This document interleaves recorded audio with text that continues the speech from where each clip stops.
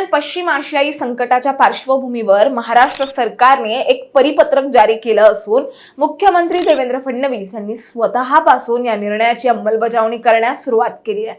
मुख्य नियम काय आहेत आता आपण ते जाणून घेऊयात। एक तर शासकीय अधिकाऱ्यांचे मंजूर परदेश दौरे रद्द करण्यात आले असून नवीन दौऱ्यांचं नियोजन करू नये असं सांगण्यात आलंय।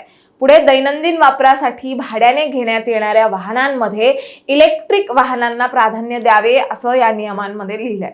अधिकारी आणि कर्मचाऱ्यांनी शक्य तिथे सार्वजनिक वाहतूक व्यवस्था किंवा कार पुलिंगचा वापर करावा। त्याचबरोबर वरिष्ठ अधिकाऱ्यांनी आठवड्यातून किमान एक दिवस मेट्रो, लोकल किंवा बसने प्रवास करावा। त्याचबरोबर सर्व शासकीय बैठका, प्रशिक्षण आणि चर्चासत्र शक्यतो व्हिडिओ कॉन्फरन्सिंग किंवा ऑनलाईन पद्धतीने घ्यावीत असं या नियमात सांगितलं गेलंय।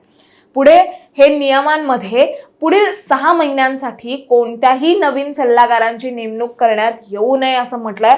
त्याचबरोबर कार्यालयीन वेळ संपल्यानंतर दिवे, पंखे, कम्प्युटर आणि एसी बंद करावेत। त्याचबरोबर वातानुकूलित यंत्रणेचं म्हणजेच एसीचं तापमान 24 ते 26 अंश सेल्सिअसच्या दरम्यान ठेवावं असं सांगण्यात आलंय। आणि इलेक्ट्रिक वाहनांच्या चार्जिंग केंद्रांच्या प्रस्तावांना आता तातडीने मान्यता द्यावी असं या नियमांमध्ये म्हटलं गेलंय। पुढे प्रधानमंत्री सूर्यघर योजनेअंतर्गत जास्तीत जास्त घरांवर सौर ऊर्जा संच बसवण्यावर भर द्यावा असं या नियमामध्ये म्हटलं गेलंय। पुढे होर्डिंगसाठी डीजी सेटचा वापर करू नये आणि अनावश्यक सजावटीचे दिवे टाळावेत।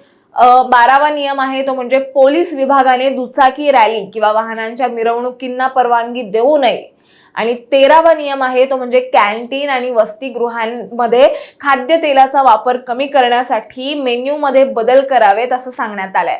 पुढे 14वा नियम आहे तो म्हणजे नैसर्गिक आणि सेंद्रिय शेतीला प्रोत्साहन देऊन रासायनिक खतांचा वापर कमी करावा असं नियम शेतकऱ्यांसाठी लागू करण्यात आलाय। पुढे मुंबई आणि मोठ्या शहरातील हॉटेल रेस्टॉरंटनी PNG वापरावं यासाठी त्यांना प्रोत्साहित करावं असं म्हटलं गेलंय।